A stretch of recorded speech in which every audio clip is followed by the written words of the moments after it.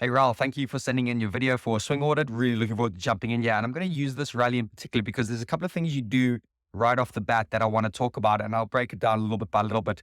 But anyone watching that's enjoying these, please do click in the link in the description, grab your free personalized swing audit that I'm doing here for Raoul, and I'll do it exactly for yourselves. Okay, so the first thing you do when you're returning the serve, it's just cuts off screen here, but one of the big things is watch your racket head. Watch how often it picks up relatively late. So you're going there, and I know it's off screen there, but there's a big hitch there. That racket's not ready, and you can just see it coming into camera there now, and a big swing and a big hitch. You'll also notice that little bit of a bend in the wrist there. That for me means you're a bit too close and you're trying to direct and steer the ball because your position is not quite great.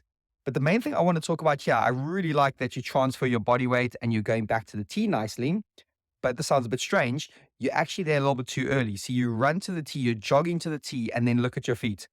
Look at how static you become. You become glued to the ground.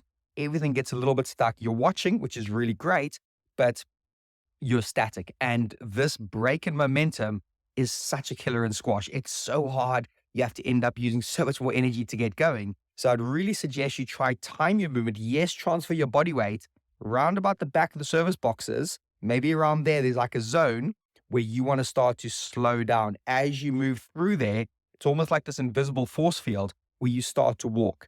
And you'll see the top players, they tend to walk quite a lot in these areas. You know, when they're getting to that back of the service box, let's call it zoomed in. I wasn't really meant to do that. But in regards to around here, they're starting to walk bit by bit by bit.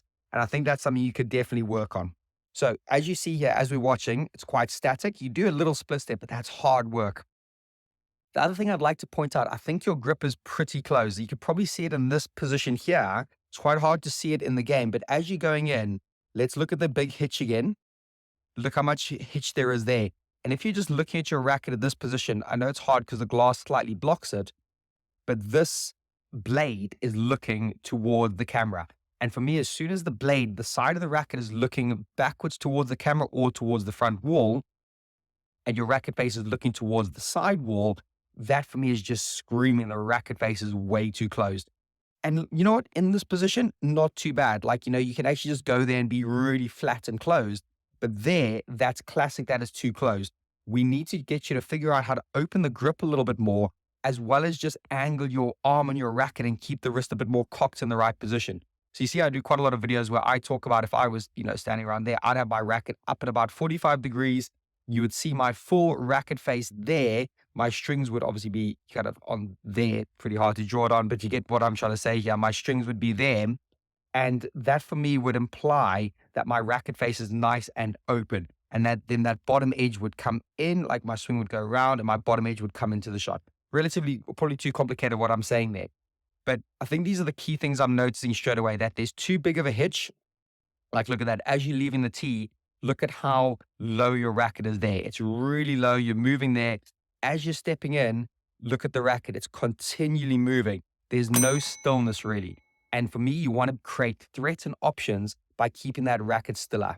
And again, yeah, like just the control there. See, it picks up late, definitely too close to the ball. I think you made that in a little comment to me earlier. Like, look at the angles of the knees. Everything's a bit too upright, a bit too close. And also this slightly wobbly swing just doesn't give you consistency. Hit it towards the bottom of the swing.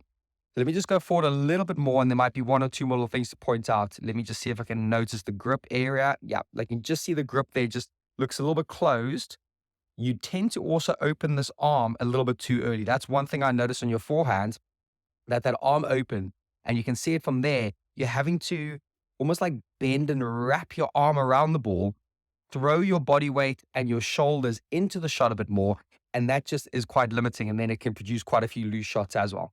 So let's see here. Yeah, look at the racket, look at the grip. It's relatively low, kind of a late pickup. Okay, you had to move back there. But look at that arm.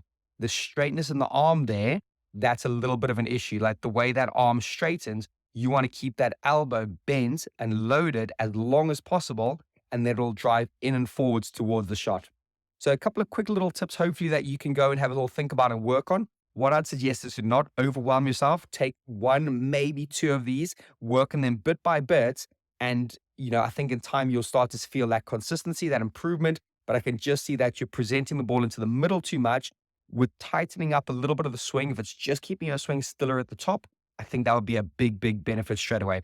So, Raoul, listen, thanks for sending this in. And like I said, anyone that's enjoying these, please do click and click on the link in the description, share the channel, subscribe to it. It really helps a lot. And thank you for all the great support so far. Can't wait to do more of these for all of you out there. Take care for now. Bye.